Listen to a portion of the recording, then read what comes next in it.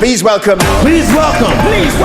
Welcome to the Astute HR Mythbuster podcast, helping employers protect their businesses and employees protecting their rights. That's sound employment law advice with no sentimental tosh.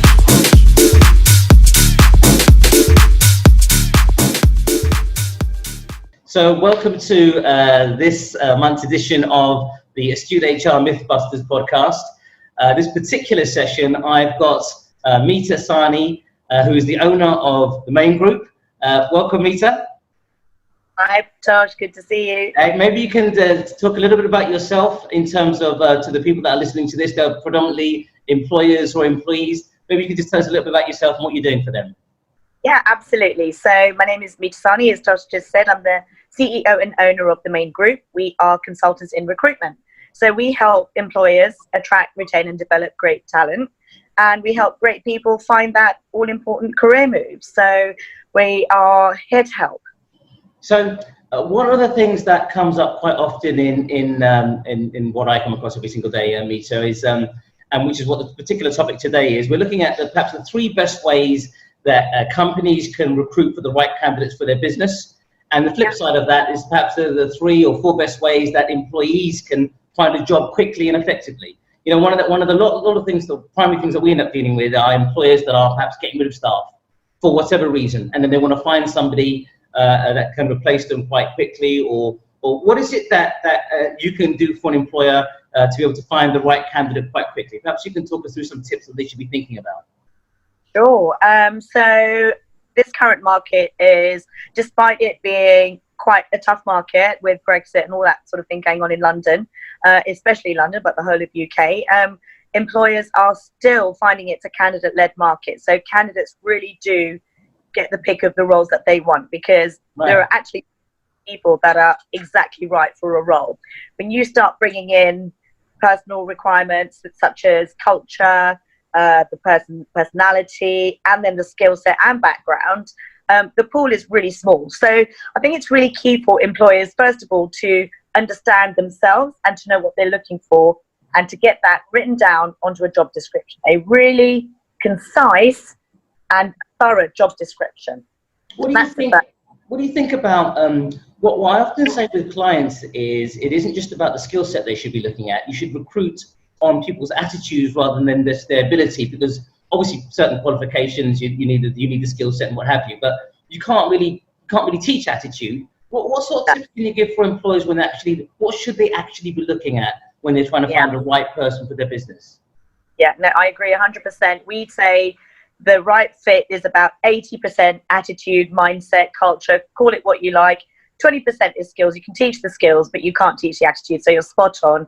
That really comes down to culture. And again, it's a business knowing themselves. It's looking at the people in the business. It's looking at people in the team.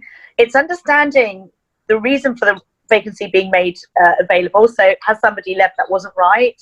And let's update the person requirements, the spec of the fit, and making sure the skills are on point. But also for the business to be able to really demonstrate their values on their website, in their social media, making sure that when they're interviewing, really bringing that cultural aspect up in the interview process.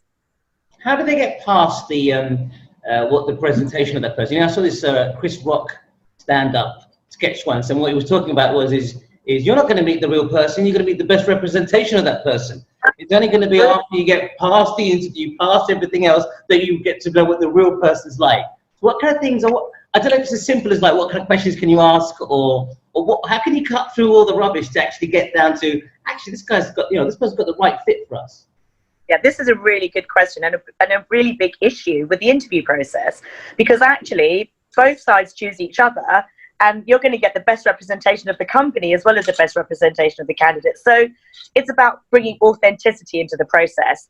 And again, that prep, making sure you've got a really robust and consistent hiring process in the business, thinking about the competencies that are key, both personal and skill-wise, thinking about who is going to sit through the interview stages and who they are and what they represent, to make sure that they stand for what you want the business to be known for. And then it's about that becoming the norm, so that actually the authentic person comes through rather than it just being a set of questions. So it's letting yourself be yourself, and it's allowing the candidate to feel comfortable enough through predictability in the interview, doing what you say you're going to do, meeting them when you say you're going to meet them, and kind of building that trust and confidence even in the interview process. That will then allow both sides to be more authentic and therefore show their true selves. Do you encourage things like personality tests, Myers-Briggs? Is that what you guys look at when you're sort of recruiting for your clients? Yeah, I mean, again, our clients, sometimes they have their own tests. Sometimes we provide our personality test, which is the Thomas International, similar to Myers-Briggs. They're all much of the same. But again, it's thinking not only about what they tell you, but how that then fits into the requirements of the role, the fit of the team they're going to sit with. So it's important to use it as a tool and not as a make or break. That's where I think personality profiles. What about you personally, that perhaps clients can sort of take on board, or when you're looking to recruit for a new recruiter for the Maine Group, what's the process that you follow? What is it that you would do to find the right fit or qualification? What do you do? Well, first and foremost, we review our process regularly. So at least every 6 to 12 months, we are reflecting, refreshing, and making sure that what we do actually gets the right people on board. So that is my first tip, is make sure that process that you have is still fit for purpose, We always do a telephone interview. For us, building rapport is key because that's what our consultants do. They go out and build relationships. So that is a tick box that has to be, fulfilled. We ensure that there's at least 2 or 3 stages of an interview. But one thing we've adopted and evolved in, Tosh, is that rather than doing 3 different days, we often do 3 interviews in one day. And the reason for that is good talent goes quick. And this is a big issue for employers. They'll spend all that time looking, sourcing, shortlisting. When they finally get that person in front of them, because of the length of the interview stage, they've lost them to a competitor. So we'll do a day, almost like an assessment day. We'll do a morning, an afternoon, and we might take them for drinks at the end of the day. Yeah, that goes a little bit on the opposite sometimes of hire kind of advice clients. That's made me think a bit differently, because I always say hire slow and fire fast, whereas most people do it the other way around. They kind of need to get a bum on a seat, and then they end up with a bum on a seat rather than actually taking the time, right? Yeah, well, this is not a plug for the business, but we offer a 3-month, 100% financial guarantee. So we have to be able to do the work, find the right fit in the right time. And so the thing about hiring slow is, by making it a day, you're not actually eliminating any stages. What you're doing, you're getting through the process faster. And, I'm saying a day, it might be a couple of days, but keep that concise. Yeah. Because, first impressions usually are real. People reflect quite quickly, and you get the true response and the true impression of each other pretty quick. So it doesn't hurt to do things in quite a short period of time. So talk me through then, Meeta. So if you're recruiting for a client, I think I've got it anyway from what you said upon your own recruitment process and why I asked, but talk us through what the experience of how you take a client from them desperately needing somebody to then finding the right fit, because you're talking about attitudes, cultures. That's a lot more than just looking at some CVs. Yeah, and again, it's the understanding of sometimes why businesses, when they do it for themselves, will go right through the process and hire the wrong person. We have the benefit of perspective, and it's hard to see oneself. That is definitely key for companies. So we will go and onboard this role. We will onboard the client. We will onboard the culture. We will do that on site, so we get a true understanding and a true feel of the DNA of the business, if you like. I like that. Other people in the business. Is this consistent? What the hiring manager or the owner of the business says they are. Is that what's going to be said in the other stages of interview? Because again, those are the downfalls that can eliminate bringing good people in. People get spooked. Candidates get spooked easily. One says one, the other something else, and they've disengaged and deselected themselves. So for us, the first thing is really understanding. I've got an analogy about a jigsaw puzzle. We go in to take a role, and we don't take that jigsaw piece. We actually build the puzzle, and the role is usually the shape of what's missing. And so often companies will think that the original JD is the same shape as what they need, but very often it's not, because businesses move forward, people evolve, teams evolve, and strategy changes. So step one is getting the job description right, the person specification right, the culture fit right, and really, how does the employer represent themselves out to market? Yeah. So this is what we're doing with clients as well as this is what you say you do and who you are. How does your social media presence, enhance that and support that? Reflect what you're about. Exactly. Then we will go out and we will start to source network. We will start to look at, we will advertise. And then, Tosh, it's the all-important shortlisting, literally a needle in a haystack. As I said at the beginning, to find a good person, you're going to see hundreds of CVs. And for an employer to actually get the perspective of what good looks like for them, it starts to get a bit fuzzy. Yeah, it can get understood. And as time goes on, the bar starts to waver. Look, we just need someone. And whereas for us, we have that arm's length relationship where we say, no, we are only going to get the right person. We've guaranteed we're going to get the right person. We're able to uphold that standard. But likewise, you mentioned about a 3-month guarantee. I've not heard that with any other recruitment company. What is that? Yeah. So again, we understand, we as recruiters ourselves, we're not experts in the recruitment network. We are experts in doing it for our clients, but we use recruiters. So it's making sure that the people you partner with, and in this case us, take that risk and feel the pain as much as an employer for getting that fit right or not. We all know that bringing somebody good into an organization when they're the right fit, it multiplies. The sum is greater than the individual parts. But likewise, the wrong hire isn't just about removing that person and the fee. It impacts the team. It impacts morale. Question the company's ability to bring good people and keep good people. It focuses on all the wrong things. So it really is key to get the process right to start with and then onboard them right as well. And what are the areas that that the Maine Group specifically help their clients, their customers in? What kind of professions are we talking about? Yeah, so specifically? Well, we look after the support and services roles in an organisation. I call them the unsung heroes. So it's everyone that supports the people that go out and get the business. So we do all of the service roles like operations, HR, facilities and finance.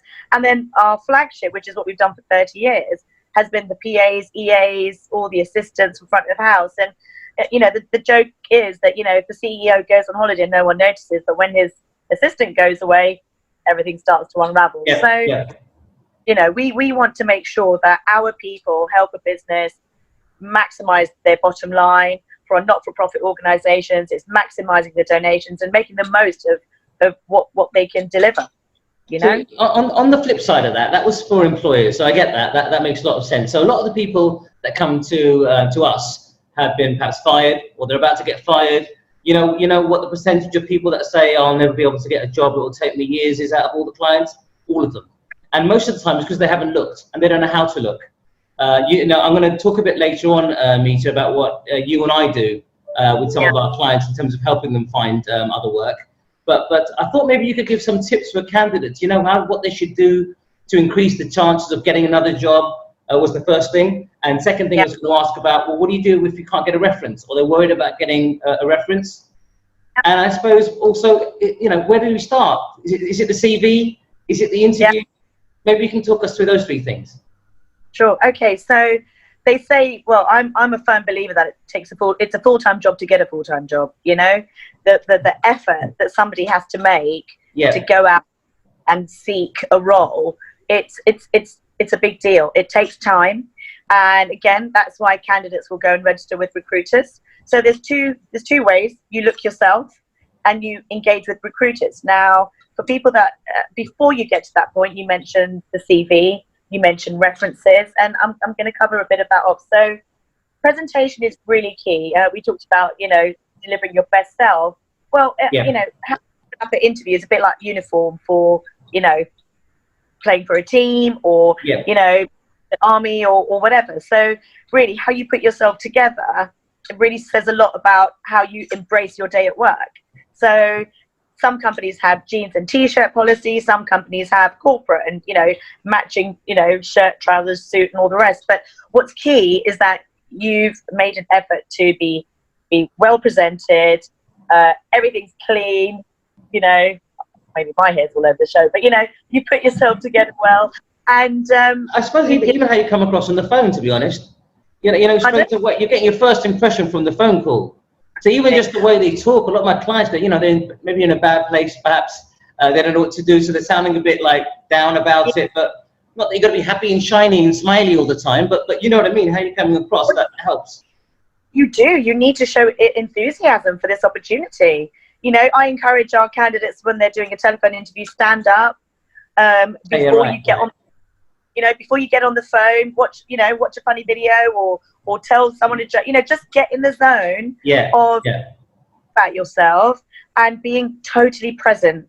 The number of times when people are on telephone calls and they're doing it from the high street or a coffee shop, and sometimes that can be because of the situation and they can only fit that time in. But as much as you can, treat a telephone interview like a real interview. Like a priority, I suppose. Exactly, and that's all that's all employers really want to see, is that they are the number one priority for that candidate at that time. Yes. I always say to people, like, you were going to go to a wedding, you wouldn't turn up at a wedding. Have I disappeared off the screen? I've lost your screen. Yes. Hold on 1 second. I'm going to put that back. Sorry, Josh. Oh, I'm back. Is that all right? Yeah. Right, yes. So that's a little bit around presentation. The next thing is... CVs was the next thing, right? Sorry, not CVs, references. So some of my clients, maybe they can't get a reference. Maybe they've been dismissed wrongly for gross misconduct, or maybe they don't like their old employer. I don't know, whatever it is. What do you say to those candidates if they can't get a reference? I can understand it's nerve-wracking, isn't it, when you get through the whole process and the employer wants to check with your previous employers. I think it's key to, in your process of looking for a role, a referee isn't just your last job. It could be a prior job. It could be, if you're earlier on in your career, it could be a personal recommendation or a personal reference, somewhere where you've interned, somebody at university. That there's different ways of getting references. It doesn't just have to be your previous employer, but it's important. It's important to talk to these people, ask them, are they willing to give a reference? Talk to them about what you'd really like them to bring across when they do give a reference, because they know you, but they don't know what's important to you and what role you're going for. So it's key that whatever you're able to talk about or confirm is clarified for them. So leave nothing to chance, I would say, to candidates. Well, why do you think it is that, I don't know what your experience is, my experience with a lot of references that we get for, I don't mean for me when I'm recruiting specifically, but maybe clients I'm dealing with, companies only give basic references, start date, job titles. And then you pick them up the phone, and the verbal one's going to be consistent with the written one. And doesn't that sound like alarm bells or something? It's quite standard, actually. It's quite normal, but does that sound like alarm bells? It's difficult. 20-odd years ago, reference was, it's like if you could get an essay, couldn't you? But in recent, all the litigious mindsets, references can be a loaded gun. So yes, companies are giving less and less information, but this is my inside scoop, and this is how I do it, and any employer can do it. Again, we take references on behalf of our clients, so it's something we've got pretty good at, and that is to call the contact and say, look, thank you. You've probably already received an email with some questions to answer, and we really appreciate your time on that. However, it's key that this candidate gets the right role, and this conversation with me is really going to help that. Now, this can be off the record.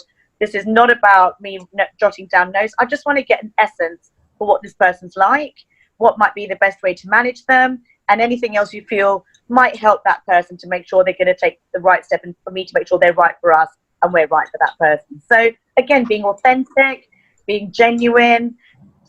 I'm not saying it works every time, but it certainly works more often than not. I suppose the issue is if they can't get a reference from the previous employer for whatever reason, they've got to kind of explain why that is, and obviously whatever that story might be. I'm not saying to say porcupines, but it may be some sort of story in terms of why you're leaving. And if you've got a reference from somewhere else, at least it covers it somehow. That is really getting past the hurdle, isn't it? And then just getting the foot in the door. Yeah, I think when there are issues around leaving the previous role, I think it's really key to think about, if needed, when you talk to your employer about that. Because, everyone sees it from their own perspective, and usually these scenarios are from misunderstandings and disagreements rather than someone being right and wrong. And I think it's key for an employee not to be afraid of talking about that, but actually finding the right time to say, look, these are my referees.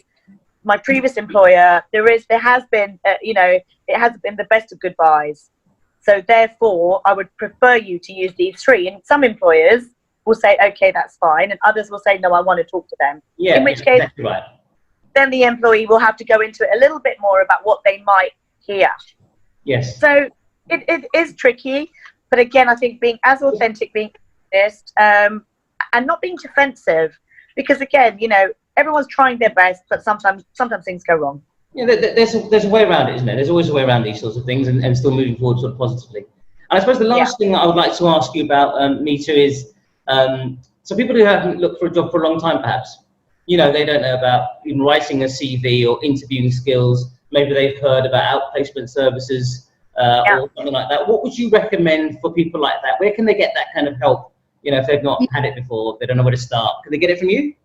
Absolutely. We run events for our candidates to be able to write better CVs, we actually do something, we call it the magic wand, and it's really helping them be able to deliver their authentic self whilst their professional self in interviews. So take as much advice, training, information and onboarding of all of that, practice interviewing recruiters, practice interviewing with people. And sometimes, you are going to have to kiss a lot of frogs to find your prince. Don't see an interview as a failure or success. It's the path to success. So have broad shoulders and know that sometimes, we won't be right for each other as an employer and employee in an interview, but that actually overcomes a future problem much quicker. So then that allows you to focus on finding the right roles. So I think candidates who have been out of work for a long time need that reassurance and confidence. So where do they get that from? Well, we give that. We give that a lot, and we will hold their hand through the process. Again, it's also helping to bring them to life in terms of how they present themselves. Again, what looked good 20 years ago and the culture of organisations, so much has evolved. Let's not assume candidates know everything. Ask them what they know, ask them what they want, and try to find that right fit for them. I think so many people are pushed into roles, and I don't agree with that, because ultimately they're unhappy and the employer's unhappy, So well, let me ask you then, as a wrap up, Meeta, then give me maybe 2 or 3 top things that maybe they can take away from this podcast, as employers can take away as quick tips that we sort of talked about, and maybe 2 or 3 quick tips for employees or what they should be looking at. Okay, so for employers, I think it's really key that they have real clarity on who they're looking for, what the skill set is. They need to really think about how that person's going to fit in, and then partner with a recruitment firm or their internal team, whatever they prefer, but partner with someone who's going to hold that right the way through the process. I would say run a succinct process and run a consistent process. I think that is key. And make sure you show all sides of yourselves. Don't hide the challenging elements and only show the good ones, because the candidate will pick that up within a couple of days. All environments have their challenges and their successes. Be open, because that's what will get you the right fit. Makes sense. I think with candidates, I think it's really key to work on your presentation, work on your language to make sure that you can speak clearly and, without, and I'm doing it as an example, but without, but there's no recording. Just be able to speak authentically and clearly about what they do, their experiences, and to be able to demonstrate what the competencies are through examples. So I think it's really key when they are talking to a recruiter or an employer to ask, what are the 3 most important things to you of the person that's going to fit this role? And then read back about the experiences that they've got that can demonstrate that. And then I think it's about positivity, confidence, and broad shoulders, because it's such an emotive step finding that next career move. So, be ready for a challenging but rewarding journey. Meeta, thank you very much for your time for doing this with us. Lovely to see you again. Is there anything else you'd like to say about anything you're doing or that might be of interest to employers and employees out there? Funnily enough, in 2020, there's a couple of things we're doing to help our clients. We are helping them benchmark their internal recruitment teams, because so many of our employers have shifted from using recruiters to do all of their recruitment, and now they're using recruiters to support their internal teams. And it's really helping them to make sure that their internal teams are working as effectively as a commercial team. Because you think about it, having an internal team is like sunk costs, right? So yeah. Sort of the return. And the other thing that we've been doing for our employers at the moment is helping them make sure that their online message is on point. Because ultimately, as we help our clients bring in business, bring in candidates, we want them to be able to build their own pool of candidates through their own social media presence. So it's about immediate needs, and then it's pipelining future talent as well. So getting that consistency, and that's a little bit about how we're helping in the modern day, if you like. Brilliant stuff. Thank you again for your time. Thanks for everybody for listening and watching, and see you again next time. Bye for now. Pleasure. Cheers, Josh.